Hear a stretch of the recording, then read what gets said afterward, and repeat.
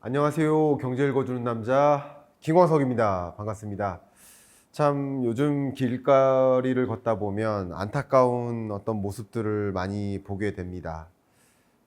자영업자들의 폐업인데요. 어쩌면 정말 많은 것을 바쳐서 창업을 했지만 매출액 가지고는 도저히 빚도 못 갚겠다 하는 상황이 놓였을 때 폐업으로 전개되는 양상이 아닌가 안타까운 모습이라고 생각을 합니다. 지난주에도 제가 우리나라가 빚의 늪에 놓여 있다. 가계, 기업, 정부 3대 경제 주체가 모두 과도한 빚에 억눌려 있다라고 표현을 하면서 이 중에서 가계부채 문제가 심각하고 그 가계부채 문제 중에서도 자영업자 부채 문제가 심각하다라는 말씀을 드렸습니다. 그것의 연장선이라고 보시면 좀 도움이 되겠습니다. 특히 제가 한국 경제의 가장 약한 고리가 무엇일까라는 질문에 대한 논의를 할 때 항상 빠짐없이 말씀드리는 것이 바로 자영업자인데요. 자영업자 폐업이 91만에 이르렀습니다. 거의 100만에 가까운 자영업자 폐업이 전개되고 있습니다.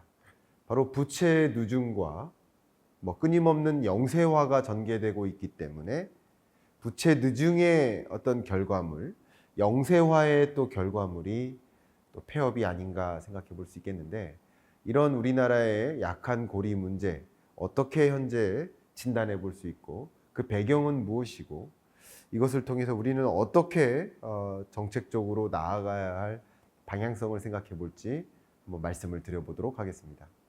제가 얼마 전에 삼성그룹에 다녀왔는데요.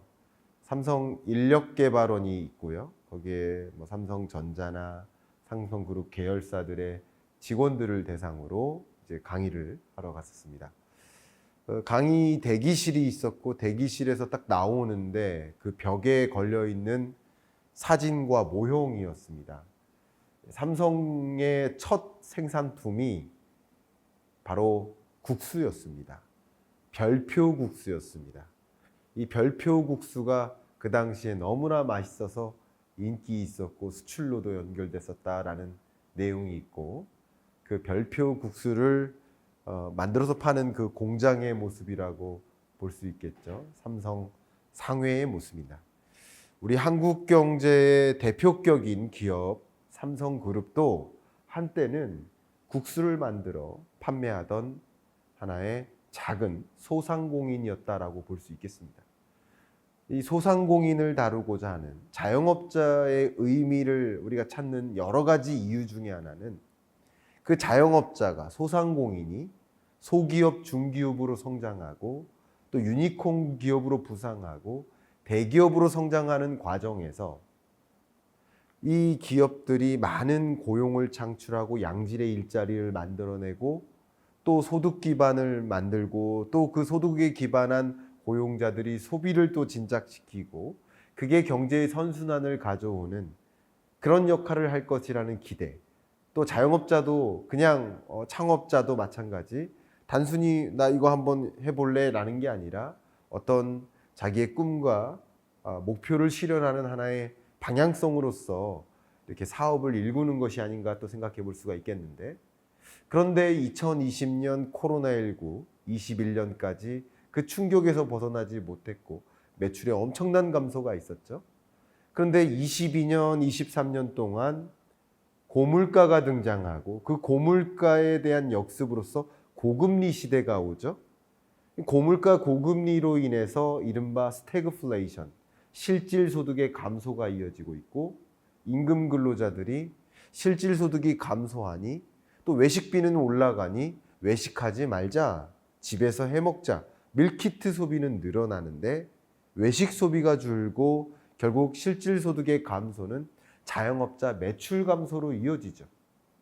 더군다나 원자재 값은 오르고 전기요금, 가스요금 오르고 또 임차료 오르고, 기존에 창업할 때 빚에 의존했다면 이자 비용도 늘어나는데 매출은 충분히 늘어나지 않고 있으니 도저히 이 빚을 감당할 수 없다 하면서 폐업으로 연결하는 거죠. 폐업은 단순히 경영이 안 좋아, 경영 상황이 안 좋아가 아니라 빚과 연결됩니다. 기업의 도산도, 자영업자의 폐업도 모두 다 빚과 연결됩니다. 이 빚에, 과도한 빚에 의존했거나 과도한 이자 상환 부담이 결과적으로 폐업을 연결시켜 놓는 거예요. 그런 과정에서 이 자영업자에 놓여져 있는 이 현실, 자영업자만 잘못한 것도 아니고 자영업자가 잘못한 것도 아니고 우리 경제가 이런 상황이었는데, 이런 상황에 역시 관계부처 합동으로 정부는 소상공인 자영업자 종합대책까지 마련했습니다. 그러면 이 자료를 기반으로 해서 소상공인 경영 상황 어떤지도 한번 판단해 보고, 이 종합대책으로 마련한 대책들이 실효성이 있는지도 한번 소신껏 의견도 드리고, 그리고 우리는 어떤 방향으로 자영업자 대책을 마련해야 될지 제안도 해드리는 시간을 가져보도록 하겠습니다. 일단 자영업자 전체적인 추이를 보도록 하겠습니다. 자영업자 규모가, 우리 전체 취업자가 2,700만이면 그중에 비임금 근로자, 임금을 받지 않는 비임금 근로자가 대략 한 650만 정도 됩니다.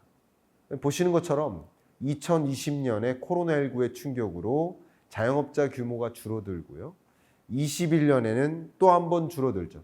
사실 2020년에는 버텨보자 하다가 버티지 못해서 21년에 더 추가적인 폐업이 있었다라고 가정하지 않을 수가 없겠죠. 이 통계를 가지고 해석을 해보는 겁니다. 근데 21년 이후에는 이제 코로나19 끝나가네, 22년 들어서 코로나19 거리두기 단계 점차 완화되네, 그럼 다시 창업해볼까 하면서 다시 늘어나는 양상이에요. 22년, 23년 수준으로 이어집니다. 근데 22년, 23년 동안 무슨 일이 있었어요? 고물가 상황이 또 나왔고요. 또 고금리를 도입하죠. 그러니까 고물가, 고금리에 충격을 받는 게 또 자영업자예요. 매출은 충분히 일어나지 않는데 단무지 가격 오르고 햄 가격 오르고 전기요금 오르고 가스요금 오르고 이 김밥 가격을 올려잡을 수 있을까? 정말 어려운 거거든요. 가격을 올려잡자니 단골 손님이 또 떠날 것 같고, 그러니까 자영업자들이 힘든 겁니다. 그런데 이자 상환 부담은 가중되고 매출은 늘어나지도 않는데 이자는 갚아야 되고, 이런 상황에서 23, 24년 동안 어떻게 전개될까? 제가 미리 말씀드리자면 고용 통계는 계절성이 있어요. 그래서 지금 24년 고용 통계를 24년 5월 기준까지밖에 없는데 현재. 근데 이 통계를 23년과 곧바로 비교해서 23년 비임금 근로자가 658만 8천 명에서 643만 9천 명으로 줄었다라고 얘기하면 잘못된 겁니다. 그러니까 어떻게 비교해야 돼요? 23년 5월까지의 평균치랑 비교를 해야 돼요. 그러니까 그게 정확한 비교예요. 근데 어쨌든 23년 5월 기준으로 해도 24년 5월까지의 평균치랑 비교해 보아도 24년 들어서 감소하는 추세임에는 틀림이 없습니다. 이게 뭡니까? 결국 22년 거리두기 단계 완화되면서 다시 창업해볼까 했다가 고물가 고금리에 따른 충격으로 다시 폐업자가 늘어나서 비임금 근로자의 규모가 줄어드는 그런 경향성이 있다라고 볼 수 있겠습니다. 이 비임금 근로자를 세 가지로 구분할 수 있어요. 제가 칠판 강의로 여러분께 말씀드렸죠. 고용 통계를 보셔야 된다. 24년 하반기의 주인공은 사실 상반기까지는 물가였다가 이제 고용으로 바뀐다. 그래서 고용 통계를 꼭 보셔라고 하면서 칠판 강의로 1시간 넘게 해드린 게 있어요. 그거 한번 꼭 봐주시길 바라고요. 이 종사상 지위별로 임금 근로자로도 구분하고 비임금 근로자로 구분하는데, 임금 근로자가 아닌 모든 취업자를 비임금 근로자라고 합니다. 근데 이 비임금 근로자를 고용주, 한 명이라도 직원을 데리고 일하는 사람, 고용주라고 합니다. 고용원이 있는 자영업자라고 하죠.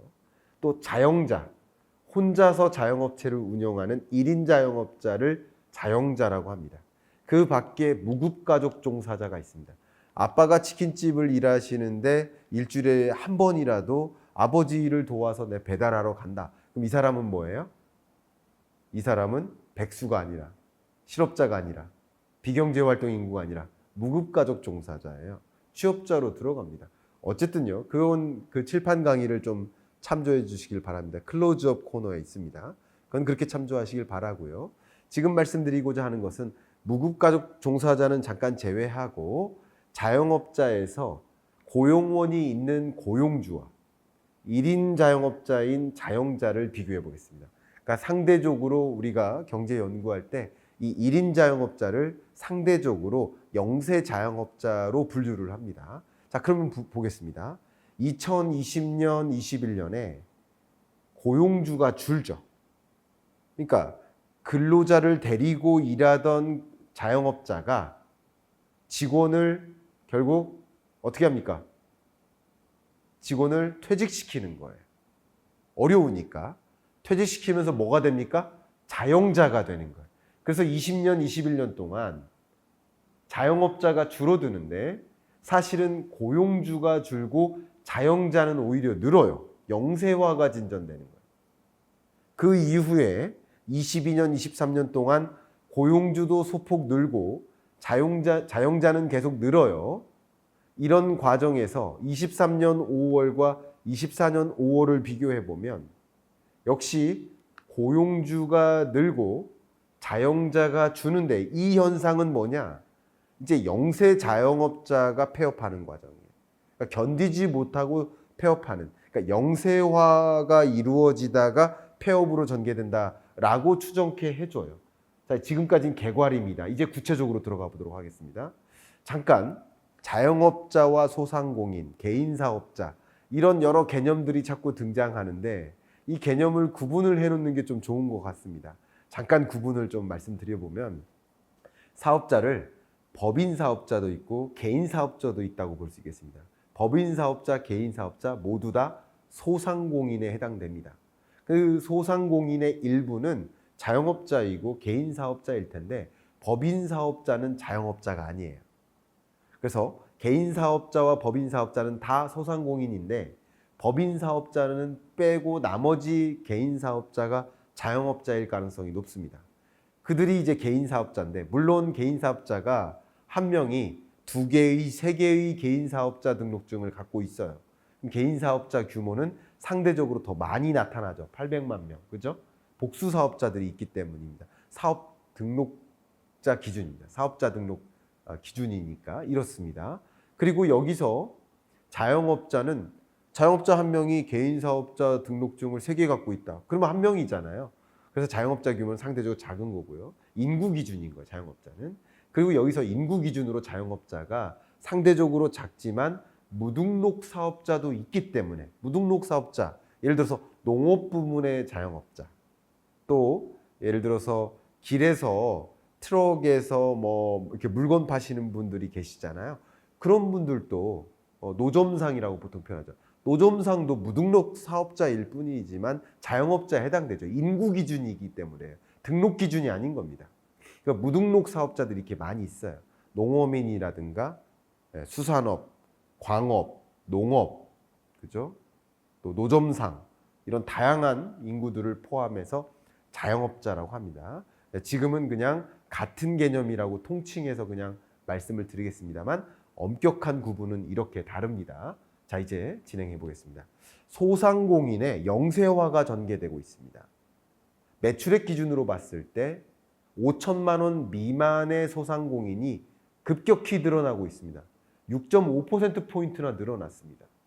가뜩이나 많았는데 가장 많은 비중이 5천만 원 미만이었는데 그러니까 자영업자는 원래 영세했는데 근데 그 영세한 자영업자가 유독 늘어나고요. 5천만 원 이상의 소상공인들은 오히려 줄어들고 있습니다. 또 연령대별로 나눠봤을 때 5천만 원 미만의 매출액 기준의 자영업자, 소상공인은 각 연령대별로 몇 퍼센트나 차지하나. 근데 연령대를 무시하고 20대든 60대든 5천만 원 미만의 영세 소상공인의 비중이 급격히 늘어나고 있습니다. 또 역시 업종별로 구분을 해봐도 소매 판매, 여가, 제조, 음식 숙박업 어떤 업종을 막론하고 이 주요 업종들이 전반적으로 5천만 원 미만의 소상공인이 늘어나고 있다. 자영업자의 소상공인의 영세화가 전개되고 있다. 이렇게 볼 수 있겠습니다. 이렇게 영세화와 동시에 또 다른 문제가 부채 누중이라고 말씀드렸죠. 보시는 것처럼 자영업자의 대출 잔액이 계속 늘어나고 있습니다. 자영업자의 대출 잔액이 늘어나는데 그게 갚을 수 있는 빚이냐? 갚을 수 있는 빚이면 문제가 없다고 볼 수 있어요. 더 좋은 큰 사업을 운영하면서 내 꿈을 이루어보겠다고 빚에 의존하고 있는 그런 모습들은 건전한 부채인 거예요. 그러나 갚을 수 없는 부채임에도 불구하고 부채를 막기 위한 또 다른 부채에 의존하고 이런 것들은 사실 부실한 부채인 거죠. 그러니까 갚지 못하는 빚의 성격의 부채가 뭐예요? 연체하고 있는 대출 잔액이죠. 자영업자의 대출 연체율이 계속 늘어나고 있습니다. 또 자영업자라고 해서 다 취약차주는 아니에요. 자영업자이면서 취약차주로 분류되는 계층이 있겠죠. 잠깐 취약차주의 정의를 말씀드리겠습니다. 취약차주의 개념은요, 일단 세 가지 이상의 빚을 갖고 있으면 됩니다. 주택담보대출, 신용대출, 카드대출, 대표적인 예죠. 이 세 가지 모든 빚을 가지고 있다. 그러면 다중채무자예요. 다중채무자라고 다 취약차주가 아닙니다. 다중채무자인데 저소득계층이거나 혹은 다중채무자인데 신용등급이 낮은 저신용등급으로 분류되면 그러면 이 두 가지 기준을 충족하면 취약차주로 분류되는데 그 자영업자이면서 취약차주 이들의 연체율을 보니까 10.2%로 굉장히 급상승하고 있습니다. 그러니까 우리나라의 가계부채 문제, 자영업자 대출의 문제를 좀 한정해 보면 사실상 자영업자 취약차주의 가계부채 문제로 요약이 됩니다. 결국 가계부채 문제 규모에도 있을 수 있고 뭐 상환 능력에도 있을 수 있겠지만 결국 못 갚는 성격의 빚은 무엇일까라는 것을 가장 취약한 구조, 가장 우리 한국 경제의 약한 고리라고 찾아본다면 찾고 찾아본다면 가계부채 문제 있고 그 중에서도 취약차주고 그 중에서도 자영업자 취약차주의 부채다라고 우리가 한정 지어 볼 수 있고 재정정책은 물조리개라고 했어요. 통화정책은 물조리기가 아니라 날씨와 같아요. 비를 내려줄 것인지 아닌지를 결정하는 통화정책은. 그러나 재정정책은 문제점을 찾아서 그 문제를 극복하는 게 재정정책입니다. 물조리개를 가지고 가서 물이 넘치는 화분은 물을 안 주고 물이 부족한 화분에만 물을 주는 게 재정정책입니다. 그래서 그 문제를 찾아나가는 과정이 필요하다는 것을 강조하지 않을 수가 없습니다. 자영업자의 대출 연체자가 4.2%를 달성했습니다.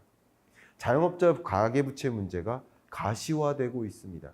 그러면 결국 빚을 갚지 못하는 영세화되고 있는 자영업자가 어떻게 연결될까요? 폐업으로 연결되겠죠. 안타깝게도 23년에 고물가와 고금리의 역습으로 폐업으로 전개된 개인사업자 폐업자 수가 91만 명을 초과했습니다. 개인사업자 폐업률이 8.7%에서 9.5%로 급상승했습니다. 자영업자 폐업이 증가하고 있습니다. 거의 100만 명에 달하는 개인사업자 폐업이 지금 현재 전개되고 있다라고 생각해 볼 수 있겠고요. 폐업 공제금이나 실업급여 수로 보아도 전반적으로 자영업자 실업급여나 폐업 공제금이 늘어나는 구조를 생각해 보면 자영업자 폐업이 지속적으로 증가하고 있구나 하는 안타까운 우리 한국 경제 상황을 예의주시할 상황이라고 저는 생각합니다. 그러면 자영업자 가계부채 문제는 그 본질이 무엇인가? 문제의 본질을 찾아서 본질을 해결하는 게 정책이어야죠. 본질이 무엇입니까? 자영업자 자금 마련 방법을 보십시오. 본인 또는 가족이 마련한 목돈이 절대적인 부채입니다. 결국 자영업을 창업하기 위해서 부채 의존을 하는 거예요. 그러니까 임금 근로자보다 절대적인 가계부채 규모가 큰 겁니다. 사업자금 마련을 위한 부채인 거죠. 근데 소상공인 경영 상황이 어때요? 매우 나빠요. 다소 나빠요. 좋다는 사람은 극히 드물어요. 좋은 경우도 있죠. 그러나 대부분이 나빠요. 가끔 댓글을 보면 경기가 그렇게 안 좋은지 모르겠습니다. 주말에 어떤 식당을 갔더니 줄이 길게 늘어서 그런 자영업자도 있죠. 그러나 전반적인 자영업자가 그렇다는 게 아니라는 거죠. 매우 나쁜, 다소 나쁜 50% 이상이 75%가 나쁘다고 얘기하잖아요. 경영 상황이 나쁘니까 당연히 매출이 감소해요. 매출이 감소하는데 고정비는 늘고 원자재 가격은 상승하고 인건비는 상승하고 공공요금 상승하고 비용은 다 늘어요. 이자 상환 부담도 늘어요. 이렇게 매출은 감소하는데 비용은 늘어나니까 소상공인은 굉장히 힘들 수밖에 없지 않을까. 그래서 앞으로는 어떨까? 앞으로도 매우 악화될 것 같다. 다소 악화될 것 같다. 앞으로도 그렇게 희망이 있어 보이진 않는다라고 소상공인들은 절감하고 있는 상황입니다. 이렇게 자영업자의 가계부채 문제의 본질이 무엇입니까? 고물가, 경기 악화, 금리 인상, 이것에 따른 영향이라고 볼 수 있지 않을까요? 이번에 소상공인 자영업자 종합대책을 관계부처 합동으로 마련을 했습니다. 그 종합대책의 내용에는 여러 가지 것들이 있었어요. 그 중에 하나가 매출채권 팩토링 지원 구조를 마련했습니다. 이런 정책을 마련한 것은 저는 필요하다고 생각합니다. 그리고 그 밖에 예를 들어서 배달비 지원이라든가 이자 상환 부담을 강경해 준다든가 임차료 부담을 좀 완화시켜주는 방안이라든가 그런 부분에 대한 고민을 했다라고 생각은 합니다. 근데 매출채권 팩토링 지원 구조를 잠깐 설명해 보면 판매 소상공인이 있어요. 근데 바로 자금을 받지 못하잖아요. 그러니까 물품을 인도하겠다, 용역을 제공하겠다 라고 구매기업에게 계약이 성사되면 세금 계산서를 발행한단 말이에요. 그러면 돈은 나중에 돌아오니까 나중에 돌아오지 않도록 이 매출 채권을 받았단 말이에요. 받은 걸 중진공에게 보내요. 그러면 중진공은 그 채권 양도를 승낙해요. 그죠? 구매기업이. 그렇게 되면 자금을 중진공이 먼저 공급해 주겠다는 거예요. 상환 청구권 없이. 그리고서 나중에 중진공이 구매기업으로부터 대금을 상환받겠다. 중진공이 에이전시 역할을 하면서 먼저 매출액에 해당되는 자금을 공급해주고 나중에 내가 돈 받겠다라는 거예요. 이게 매출채권 팩토링 지원 구조입니다. 자, 이런 생각까지 했다는 것은 저는 긍정적으로 평가를 합니다. 다만 이게 구조적으로 소상공인의 경영 여건을 개선하는 방향의 대안이냐, 이런 정책이 없는 것보다 낫다고 생각합니다. 임차료 지원, 배달료 지원 이런 부분들도 한계점들은 저는 있다고 생각해요. 그러나 없는 것보다는 낫다고 생각을 해요. 어쨌든 긍정적이라고 봅니다. 다만 저의 의견은 소상공인 자영업자 종합대책이라고 한다면 구조적으로 자영업자의 과밀화로 인해서 이미 영세화된 자영업자가 5천만 원 미만의 자영업자가 가장 많은 비중을 차지하는데 또 다른 자영업자들이 같은 골목에 많이 등장해서 같은 자영업자가 더 많이 진출해도 매출 총량이 늘어날 수는 없잖아요. 자영업자가 예를 들어 치킨집이 하나였다가 치킨집이 3개로 늘어요. 그렇다고 3개의 그 치킨집의 매출 총액이 한 개였을 때의 매출 총액보다 늘어날까요? 치킨집이 늘어난다고 치킨을 더 많이 사는 건 아니잖아요. 그러니까 결국 치킨 수요 매출액은 정해져 있는데 같은 지역에 더 많은 자영업자가 과밀화되면서 결국 매출이 감소하고 이게 구조적으로 자영업자 과밀화로 인해서 이런 어려운 경영 여건에 놓여 있다고도 볼 수 있지 않을까요? 그래서 저는 구조적으로 지금 자영업자 종합대책을 마련한 것도 어쨌든 이런 대책을 마련하고자 하는 의지나 이런 것들은 긍정적으로 평가하지만 구조적으로 자영업자의 영세화가 전개되고 있고 매출액으로 이자를 상환할 수 없을 만큼의 구조가 나온 것이라고 한다면 어떻게 영세화된 자영업자의 구조를 고부가 사업으로의 전환 혹은 과밀화를 방지하기 위한 방안 또 건실하게 견조하게 성장할 수 있는 자영업자의 생태계를 마련하는 그런 제도적 장치 그런 부분에 대한 고민을 더 현실적으로 해주시면 어떨까 하는 제 의견도 같이 드리면서 자영업자에 대한 대책 그리고 자영업자의 현실 분석했습니다. 자, 오늘 강의는 자영업자의 전반적인 문제, 경영 여건을 분석했고 정책에 대한 평가도 했지만 다음 주는요. 이 자영업자의 가계부채를 더 파고들어서 뭐가 문제인지 이게 금융부실로 연결돼서 금융위기로 갈 것인지 그 부분에 대한 분석을 더 집중적으로 해드릴 예정입니다. 그래서 이번 주 강의와 함께 다음 주 강의까지 함께 들으시면서 자영업자로 인한 자영업자의 이 약한 고리로 인한 그 금융부실 우려까지 정말 있는 것인지 어떻게 대처해야 되는지 이런 것들을 또 생각해 볼 기회를 기대해 주시면서 이번 주 강의 마무리하겠습니다. 감사합니다.